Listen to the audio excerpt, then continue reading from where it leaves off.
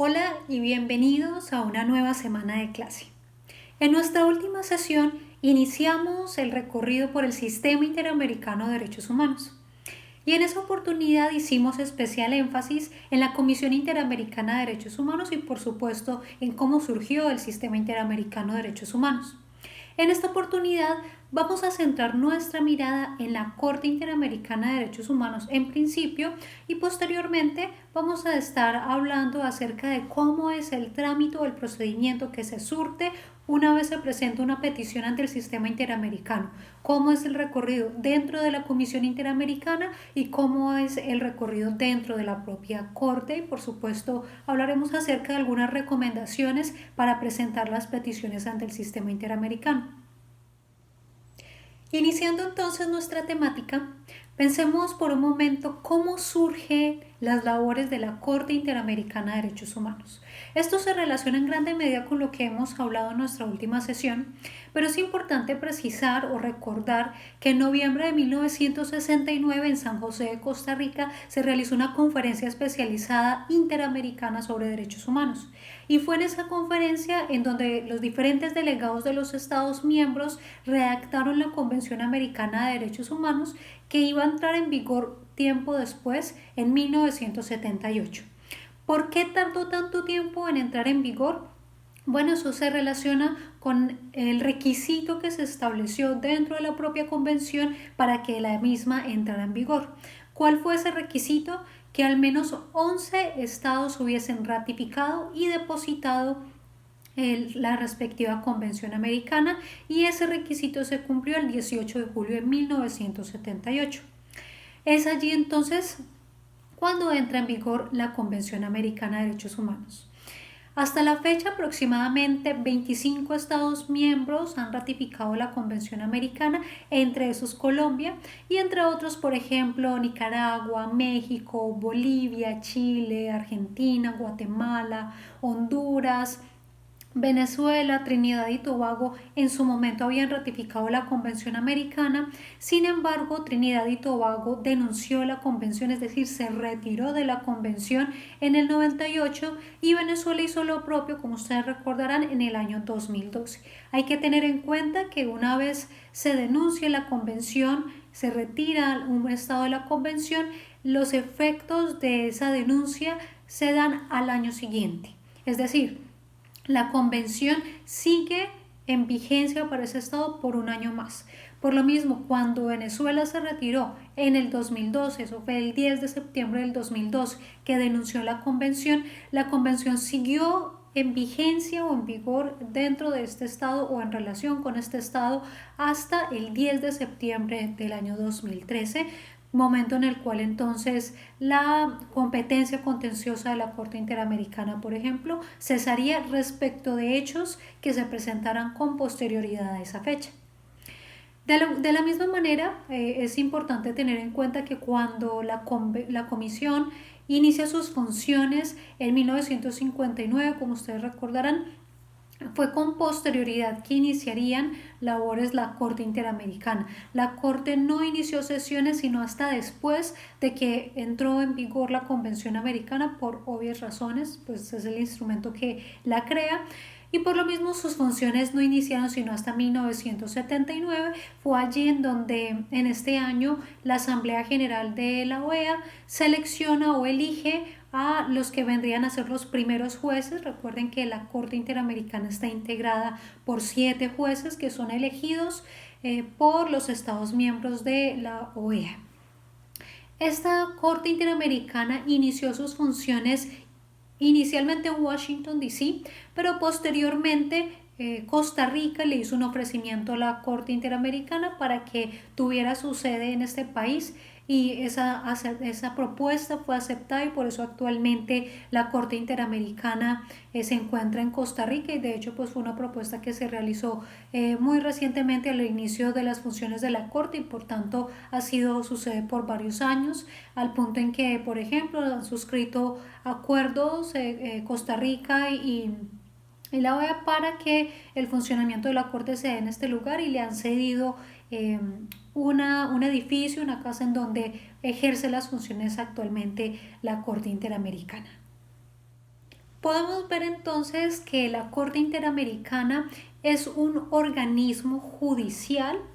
porque tiene funciones judiciales, autónomo de la OEA, que funciona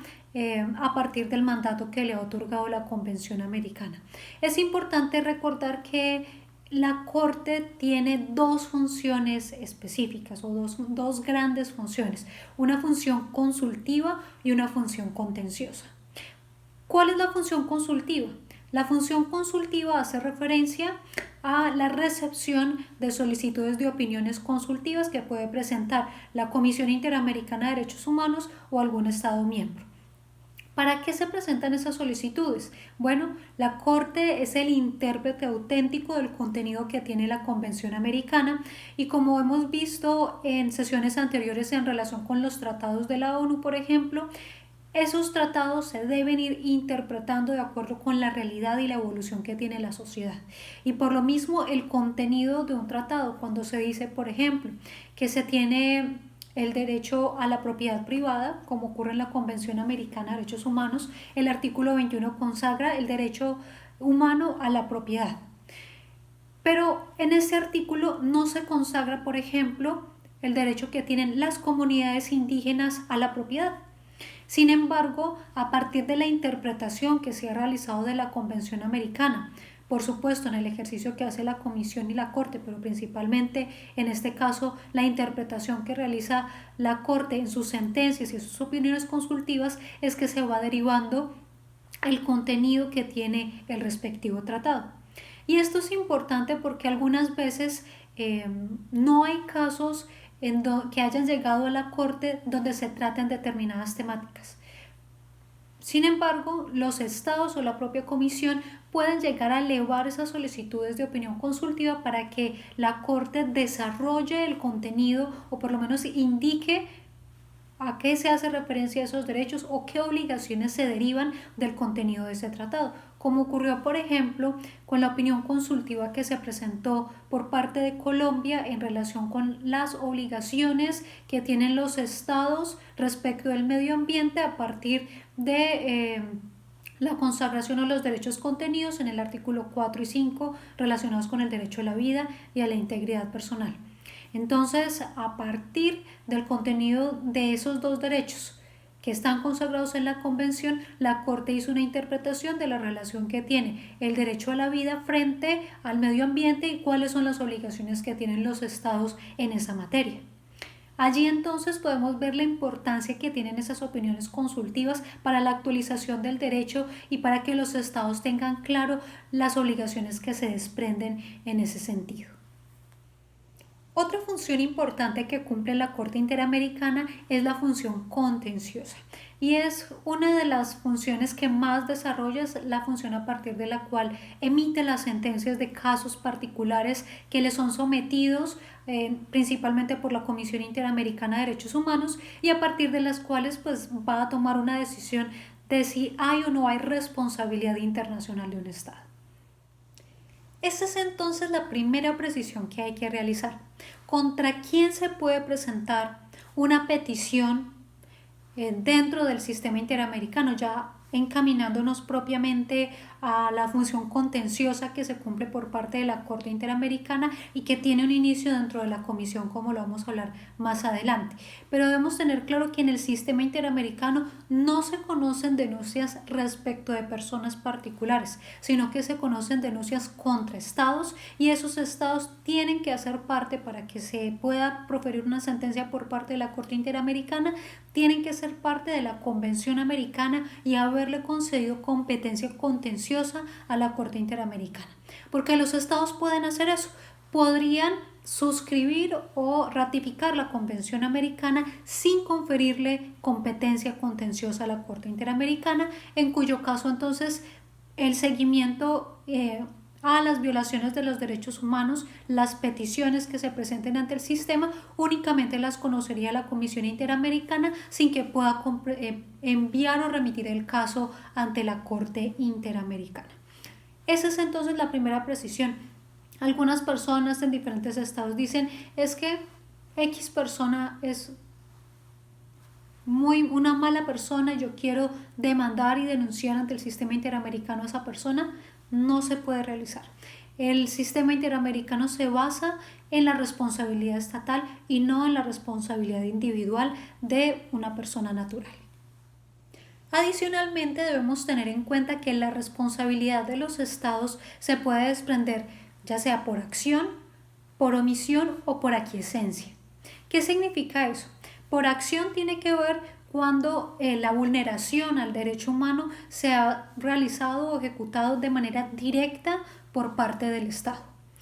Es decir, por ejemplo, en un caso en el que se haya dado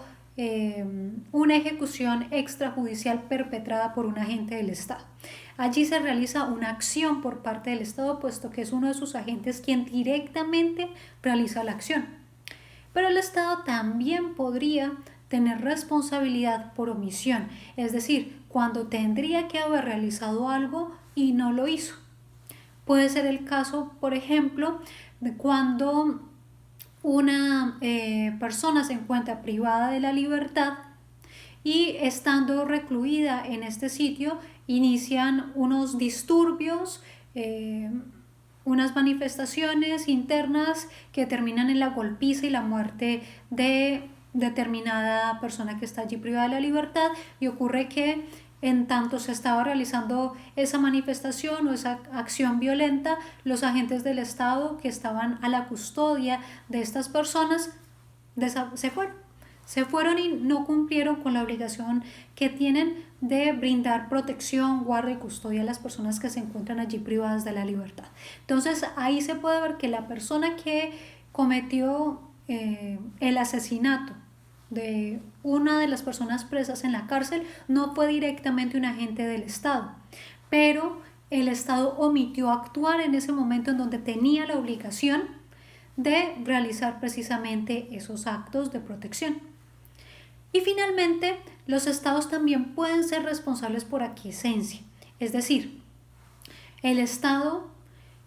da de cierta manera un consentimiento tácito para que sus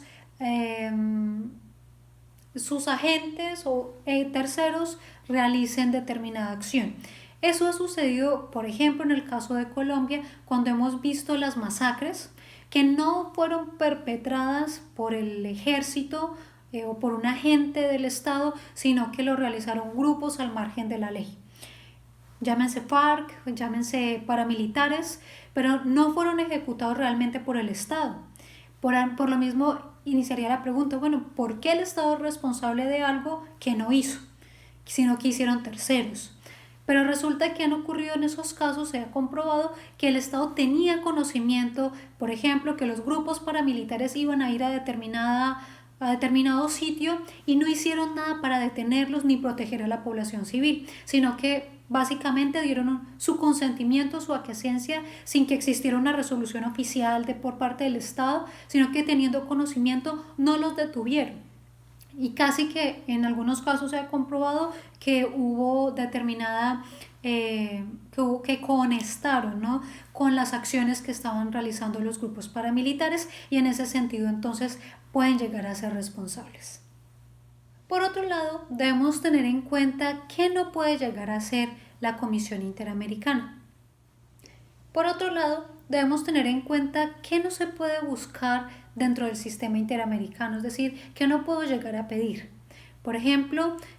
una petición o una denuncia en el sistema interamericano no se puede presentar respecto de un Estado que no sea miembro de la OEA.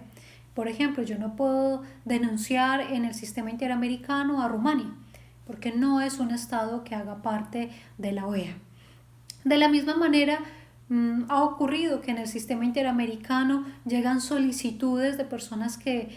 piden a la comisión que les envíen un abogado que les ayude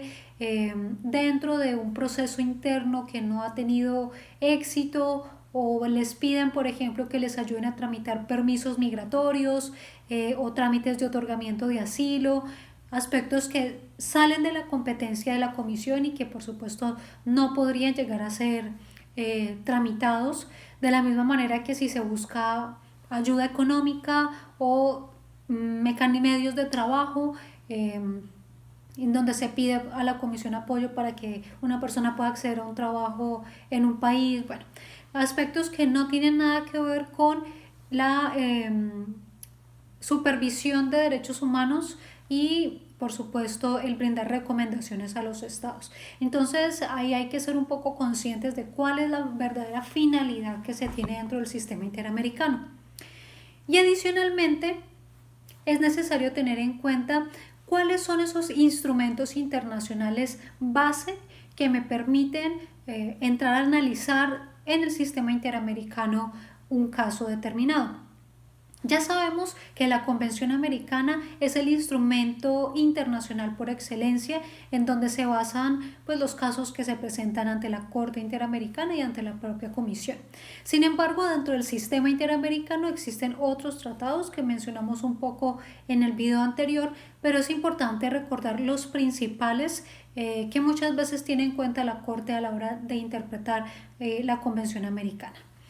¿Cuáles son entonces esos principales tratados? Bueno, en primer lugar, la Convención Americana de Derechos Humanos, que también es conocida como el Pacto de San José de Costa Rica y que fue suscrito en 1969.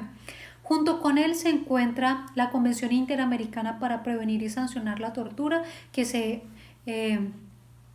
suscribió tiempo después, en 1985. De la misma manera está el Protocolo Adicional a la Convención Americana de Derechos Humanos, en materia de derechos económicos, sociales y culturales, que también ha sido conocido como el Protocolo de San Salvador, que fue suscrito en 1988, un pacto que también es muy importante porque se han venido realizando pronunciamientos muy relevantes en la materia, como lo vamos a hablar un poco más adelante. También existe el protocolo a la Convención Americana de Derechos Humanos relativo a la abolición de la pena de muerte, que ha sido uno de los énfasis que ha hecho principalmente la Comisión Interamericana a la hora de llamar a los estados para que se pueda abolir la pena de muerte en las Américas. Es un protocolo que se realizó en 1990 y con posterioridad uno de los más importantes de los cuales la Corte puede llegar a declarar la responsabilidad del Estado por su inobservancia, que es la Convención Interamericana para Prevenir, Sancionar y Erradicar la Violencia contra la Mujer, que también es conocida como la Convención de Belém do Pará, porque fue firmada justamente en Belém do Pará, Brasil, en 1994.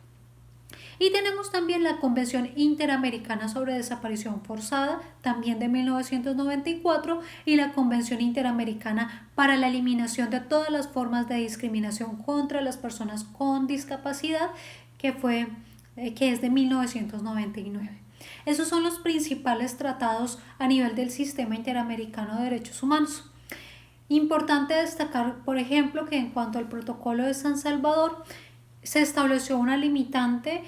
frente a qué puede llegarse a conocer de manera contenciosa en cuanto a su contenido, puesto que allí se establece que la responsabilidad del Estado vendría a ser únicamente por el derecho a la educación y el derecho a la libertad sindical, aspecto que ha venido a ser estudiado recientemente por la Corte Interamericana y que ha venido a flexibilizar un poco, a tratar de ampliar un poco esa restricción que se establecía dentro de este protocolo.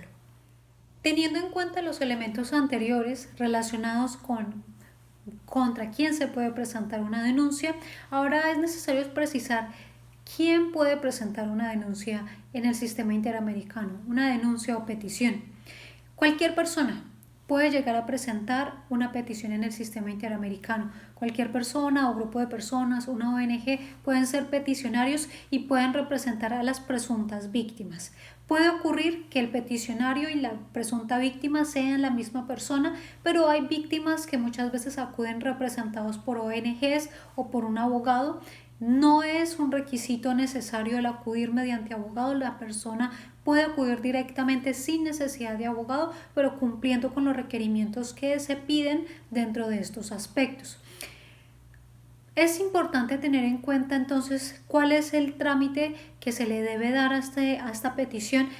pero hay que hacer una precisión, y es que antes de yo poder acudir al sistema interamericano, yo debo agotar unos recursos internos. Eso puesto que el sistema internacional, tal como veíamos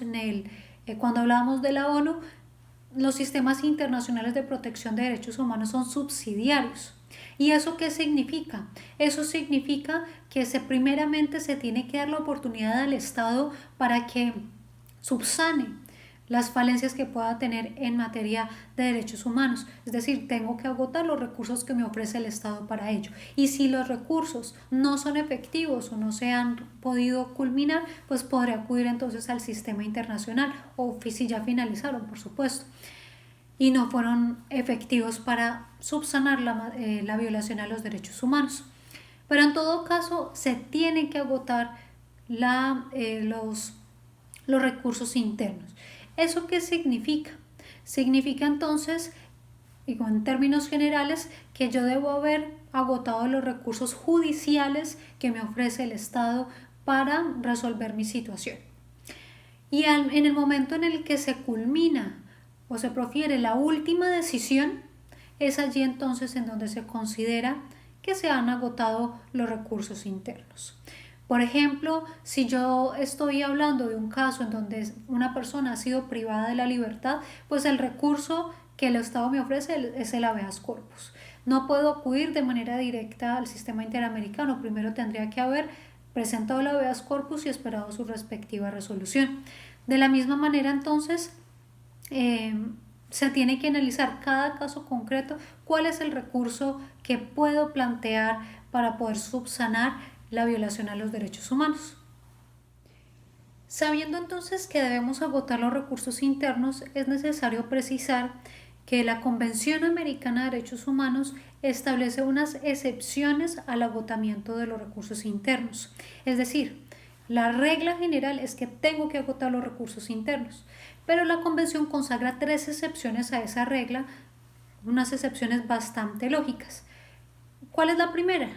La primera excepción al agotamiento de los recursos internos es que las leyes internas no establezcan un recurso o un debido proceso para proteger los derechos que yo considero que están siendo violados.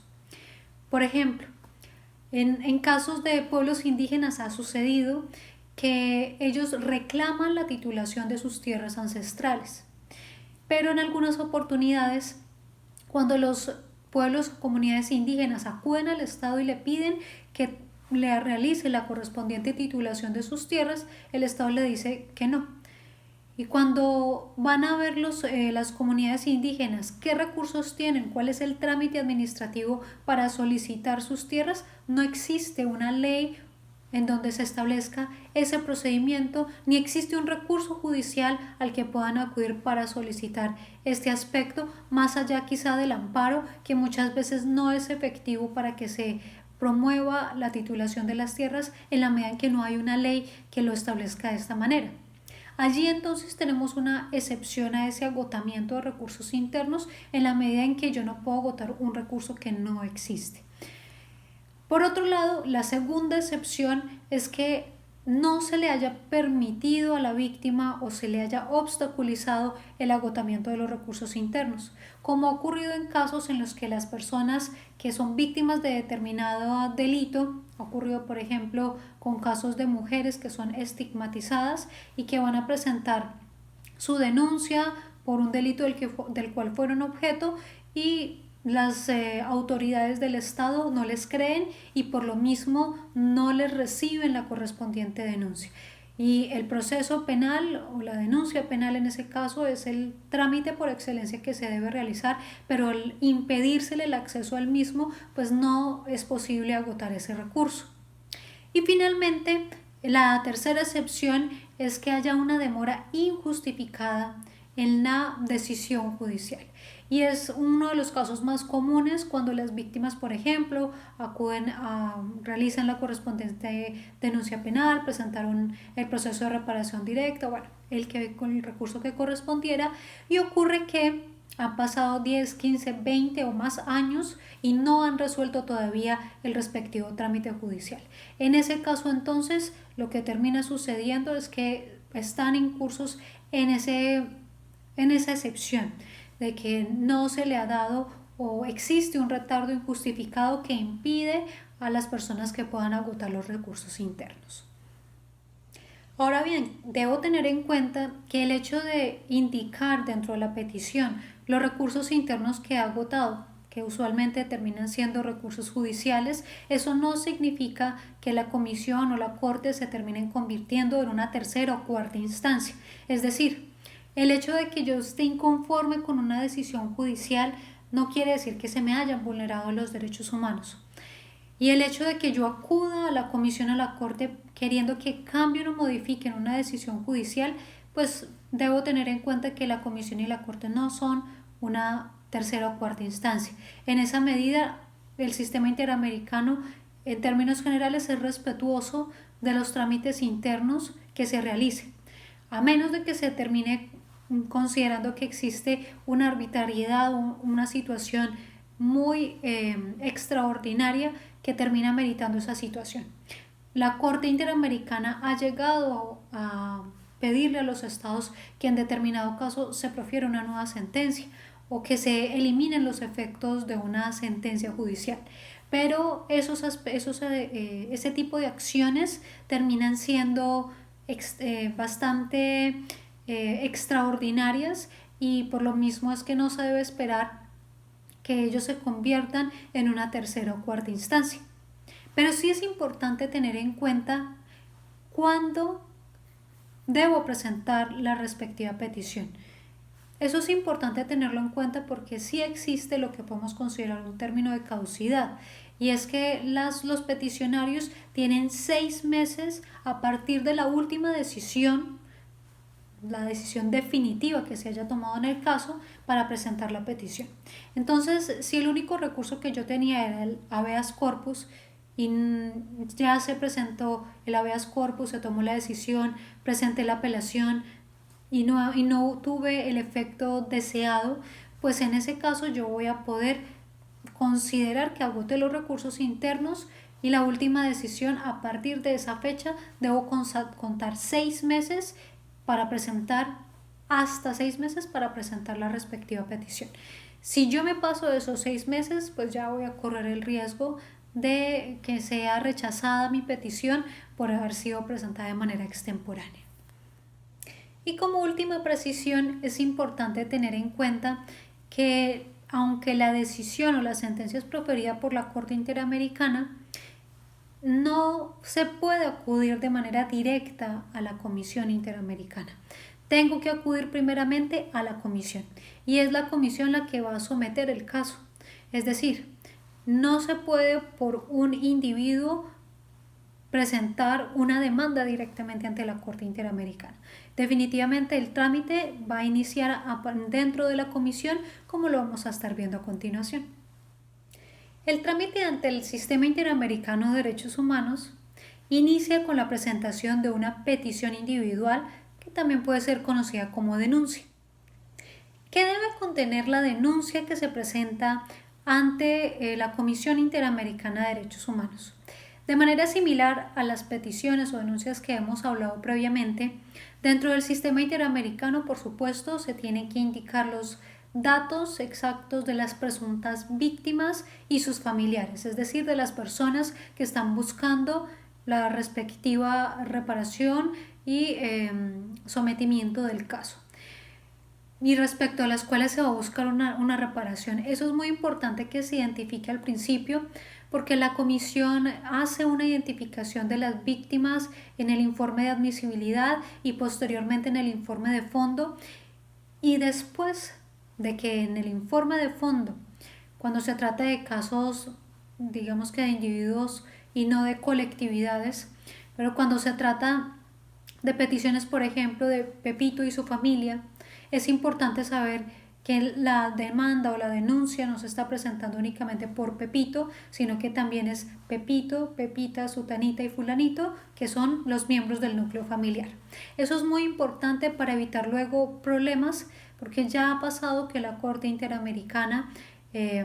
ha negado dentro del trámite el reconocimiento de determinadas víctimas que aparecieron ya en el trámite ante la Corte Interamericana y que nunca fueron informadas a la comisión. Entonces, eso es muy importante identificarlo desde el principio. De la misma manera se identifican los datos de la parte peticionaria que muchas veces coincide con la misma víctima, pero la parte peticionaria puede ser también un organismo o persona que actúa en nombre de la correspondiente víctima, que suelen ser ONGs, como por ejemplo CEGIL, la Comisión Colombiana de Juristas, en fin, diferentes ONGs que existen en materia de derechos humanos. Se tiene que hacer además una descripción detallada y completa de los hechos en los que yo considero que se dieron las respectivas vulneraciones a los derechos humanos. Hay que ser lo más detallados y claros posible para que la comisión, que no tiene conocimiento de esos casos y contexto, pues se pueda ilustrar al respecto. Y por supuesto que se pueda evidenciar que hay una violación de los derechos humanos. Por lo mismo es que posteriormente se deben indicar cuáles son esos derechos que se consideran vulnerados. Usualmente pues son derechos que están contenidos en la Convención Americana, pero se puede utilizar otros instrumentos como la Convención de Belém do Pará. Pero es importante que se identifiquen esos derechos y que adicionalmente se identifique cuál es la entidad responsable. Por supuesto, indicando cuál es el estado respecto del cual yo estoy presentando mi correspondiente petición o denuncia, pero también especificando cuál de las entidades estatales es la que cometió el acto que yo considero que atentó contra mis derechos humanos. Llámese policía, ejército, una institución como un ministerio, una secretaría, en fin, la respectiva institución que cometió eventualmente o presuntamente la violación a los derechos humanos. Dentro de la petición también se tiene que ser claro en relación con el agotamiento de los recursos. Debo indicar cuáles han sido los trámites que yo he realizado para agotar los recursos internos, a qué instancias judiciales acudí, a qué instancias administrativas acudí y cuál fue la respuesta que me dieron dentro de esas instancias. Esto para que se pueda cumplir con el principio de subsidiariedad y se pueda indicar que efectivamente pues se agotaron los recursos internos, o si se acude a una de las excepciones, de todas maneras debo indicar qué he hecho a nivel interno para tratar de solucionar mi situación y por supuesto explicar por qué determinado recurso no se ha agotado. Ahí es muy importante precisar, bueno, es que estoy dentro de una de las excepciones porque ha pasado tanto tiempo sin que se haya resuelto mi petición o mi correspondiente demanda en el nivel interno. Entonces eso es muy importante que se pueda aclarar. Y finalmente se debe indicar si se ha acudido a alguna otra instancia internacional, porque recuerden que no se puede dar un doble procedimiento entre el sistema de la ONU y el sistema interamericano, o acudo al uno o acudo al otro. Y es importante que dentro de la petición se establezcan o se presenten los anexos con las pruebas, puesto que es muchas veces esa prueba documental la base para que la comisión y la corte puedan tomar su respectiva decisión. No puedo presentar una petición sin fundamentación o prueba que fundamente o soporte lo que yo estoy diciendo, pues probablemente esa petición va a ser negada. Pero dentro del sistema interamericano, así como ocurre en el sistema de la ONU, son bastante flexibles en términos de que no piden copias auténticas. Se puede presentar una petición ante el sistema interamericano con las copias simples, no se tienen que legalizar, apostillar ni autenticar ante notario. Las pruebas tampoco se tienen que presentar en original, se puede presentar una copia y eso facilita mucho las cosas. Adicionalmente, pues es importante saber que la petición ante la Comisión Interamericana no se tiene que mandar en físico hasta Washington, Estados Unidos, en donde tiene sede la comisión, sino que la comisión permite el envío de manera electrónica, por correo electrónico o por una plataforma, un portal virtual que tienen en la página de la comisión, en el link que ustedes pueden ver en este momento. Ustedes pueden ingresar y allí les permite enviar a partir de un registro. Se tiene que realizar primeramente un registro y posteriormente se puede enviar mediante esa plataforma la respectiva petición, incluyendo sus anexos, lo cual pues facilita muchísimo las cosas y el acceso a las personas desde el lugar en el que se encuentren, con tal de que tengan una conexión a internet. Con estos aspectos claros, entonces el trámite, de acuerdo con el artículo 44 de la Convención Americana, inicia con la presentación de la petición individual en los términos que hemos hablado previamente. ¿Qué ocurre cuando se presenta esa petición individual? La comisión realiza una confirmación de recibido de esa petición individual y le otorga un número de identificación a partir del cual se realiza, por supuesto, la identificación del trámite posteriormente. Cuando se ha presentado la petición, la comisión permite que se presente información adicional con posterioridad, es decir, a diferencia de lo que a veces ocurre en el derecho interno, que es mucho más riguroso procesalmente, en el sistema internacional, al menos en el trámite de la comisión, es bastante flexible, tanto se puede presentar documentación posterior y no existe un plazo o un término para ello. Es decir, yo puedo presentar la petición el día de hoy, en un mes presentar información adicional, a los 3 meses otra vez, al año otra vez, de acuerdo con, por supuesto, los avances que se tienen en la materia. Y es importante saber que a partir de esa asignación del turno se ingresa a un estudio de admisibilidad que se realiza en 2 fases. Ese estudio de admisibilidad inicia con un estudio previo. ¿Qué es el estudio previo? El estudio previo hace referencia a una etapa en donde se hace una revisión somera de la respectiva petición, en donde se busca determinar si es viable o no hacer el estudio de la respectiva petición. Es decir, se mira que se esté presentando una petición respecto a una violación a derechos humanos y no, como lo hablábamos previamente, una solicitud de ayuda económica o una solicitud para que los ayuden a tramitar un asilo, en fin, se mira que realmente corresponda con una petición que se haya presentado, por ejemplo, dentro del plazo de los 6 meses, someramente que se vea que se han agotado recursos previos. Bueno, entonces, esa revisión inicial es una fase importante porque es allí donde se puede llegar a pedir por parte de la comisión información adicional en caso que así lo considere, o puede de plano rechazar la petición o puede admitir la petición para estudio de admisibilidad. Dado que la comisión en estos momentos se encuentra en una fase donde está implementando un programa para eliminar el retraso procesal, ha avanzado bastante en esa revisión previa. Sin embargo, todavía hay demoras, es decir, la comisión recibe la petición, pero puede tardar 1 o 2 años en realizar la revisión previa, de la misma manera que puede tardar aproximadamente ese tiempo en el estudio de admisibilidad. Pero cumplido entonces el estudio o la revisión previa, pasa al estudio de admisibilidad, en donde la comisión estudia si se cumplen con los requisitos que están establecidos en los artículos 46 y 47 de la Convención Americana en relación, pues, con el contenido de la petición. Entonces allí ya se analiza exactamente que se hayan agotado los recursos internos, que se hayan presentado o determinado una víctima, porque no se puede presentar una petición por un hecho abstracto, tiene que haber una víctima, tiene que haber un derecho vulnerado, contenido por supuesto en la Convención Americana, tiene que existir una determinación de un Estado que debe ser parte de la OEA. Entonces, en ese estudio de admisibilidad se entran a reparar en esos aspectos y a partir de allí entonces la comisión elabora un informe de admisibilidad si encuentra que la petición es admisible, o rechaza o decide no admitir la petición, en cuyo caso pues termina el trámite ante la comisión en ese momento.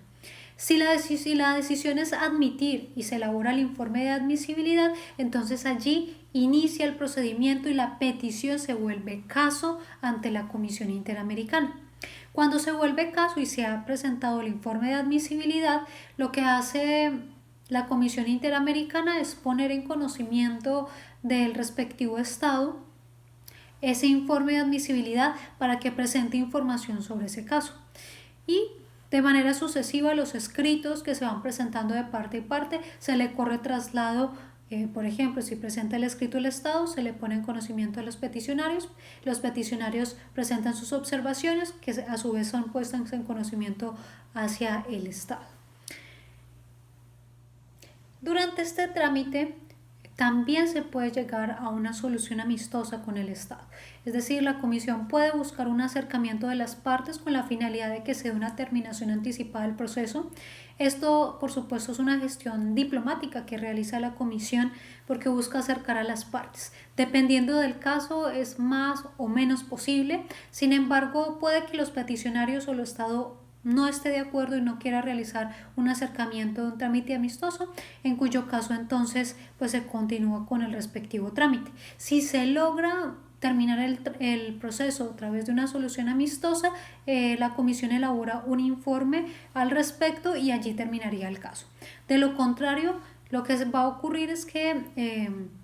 la comisión entraría a realizar el análisis de las pruebas y las observaciones que se presentan de parte y parte, es decir, del Estado y de los peticionarios, y a partir de ese análisis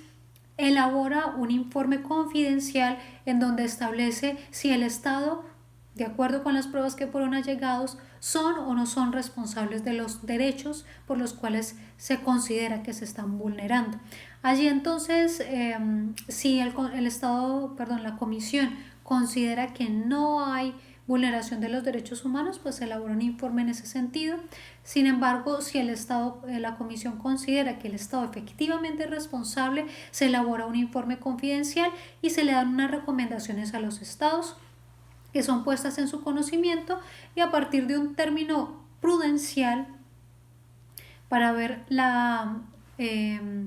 actitud y las acciones que toma el Estado, pues posteriormente puede elaborar un informe, un informe ya definitivo en caso de que considera que el Estado no cumplió con las recomendaciones. Bueno, si el Estado las cumple, pues hasta ahí llega el caso. Pero si el Estado no cumple con esas recomendaciones, lo que hace es que se elabora un informe definitivo y de fondo que va a ser un informe en donde se establece la responsabilidad del Estado y las recomendaciones que se tienen al respecto. Y es ese informe, de acuerdo con el artículo 51 de la Convención Americana, que la Comisión realiza su seguimiento para que finalmente, si encuentra que el Estado no ha dado cumplimiento, se pueda presentar ese informe junto con un escrito de sometimiento del caso ante la Corte Interamericana de Derechos Humanos. Si el Estado considera que, la Comisión considera que el Estado sí ha dado cumplimiento a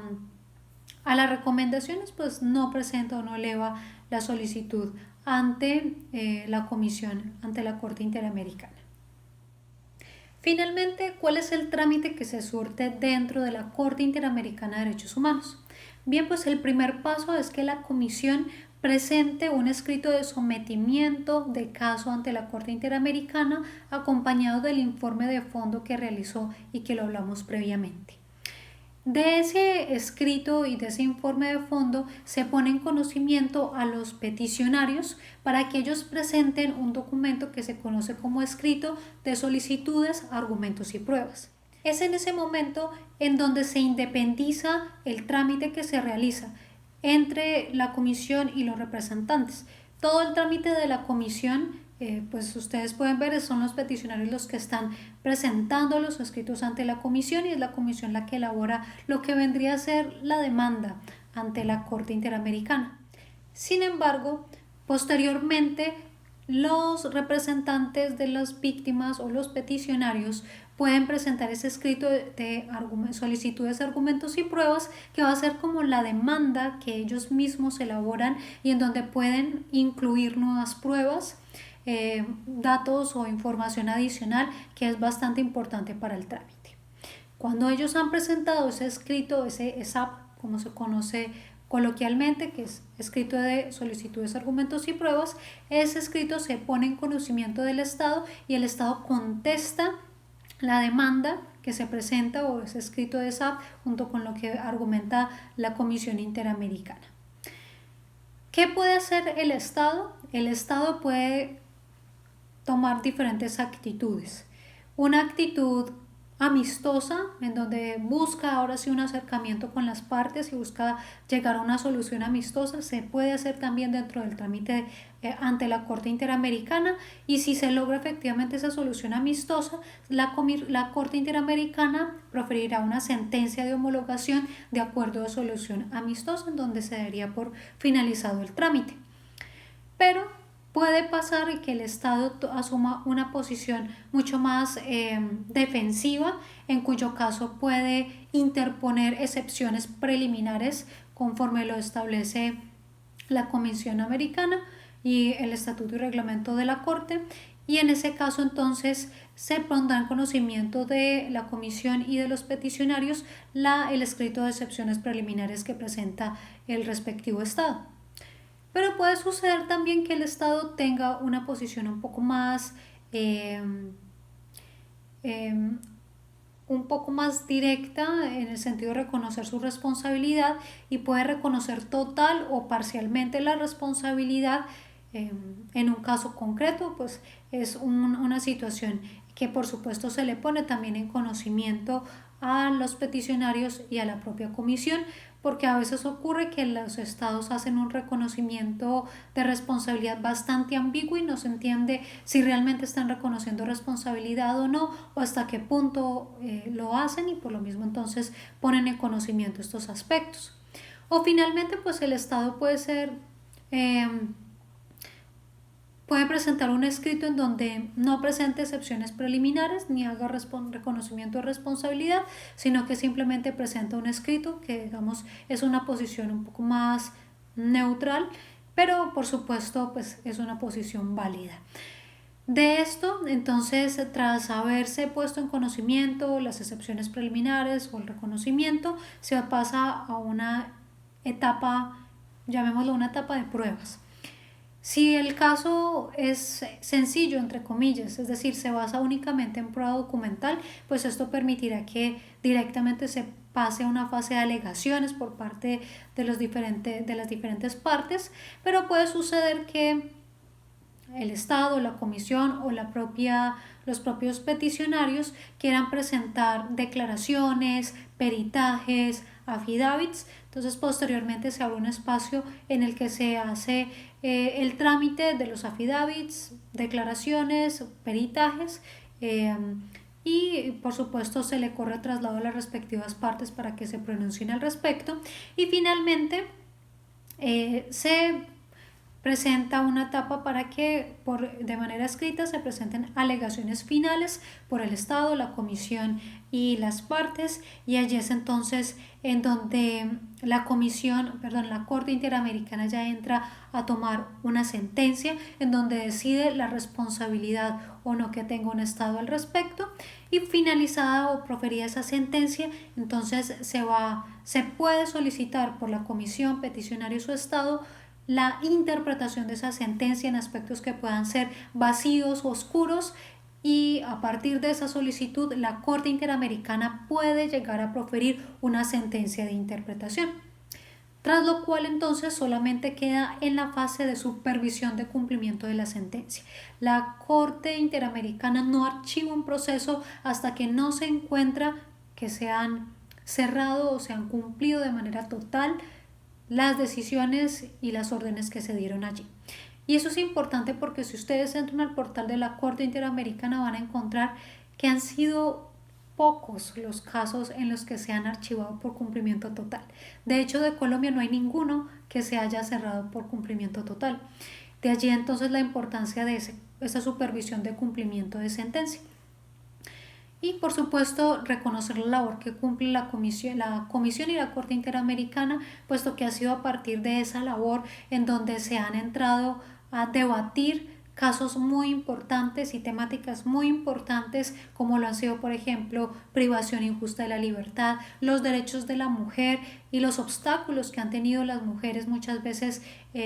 dentro de determinados contextos, por ejemplo, de asesinatos por el hecho de ser mujer, los obstáculos que existen para denunciar delitos como violencia intrafamiliar o abusos o agresiones sexuales contra la mujer. Esos elementos han sido importantes y han sido tratados por la Comisión y la Corte, de la misma manera que, por ejemplo, ambas instituciones han sido o han cumplido un rol muy importante en términos de las violaciones a los derechos humanos cometidos en épocas de dictadura, de la misma manera que ha cumplido una función muy importante a la hora de revisar contextos donde se vivieron dictaduras o conflictos armados dentro de los cuales se dieron violaciones a los derechos humanos, y por lo mismo entonces han entrado a revisar temas como desapariciones forzadas, ejecuciones extrajudiciales, obstáculos para investigar por parte de los estados por haberse proferido, por ejemplo, leyes de amnistía. Y allí entonces vemos que la importancia de la labor que cumplen estas instituciones es bastante relevante. Esta es entonces la clase de esta semana. Los invito a que dejen el comentario que les dejo en la descripción del video para que realicen la participación virtual de la respectiva clase, y no olviden por favor ver los videos adicionales relacionados con las entrevistas o el contenido adicional que se va dejando para la clase. En caso de que tengan una duda, por favor no duden en comunicarse conmigo.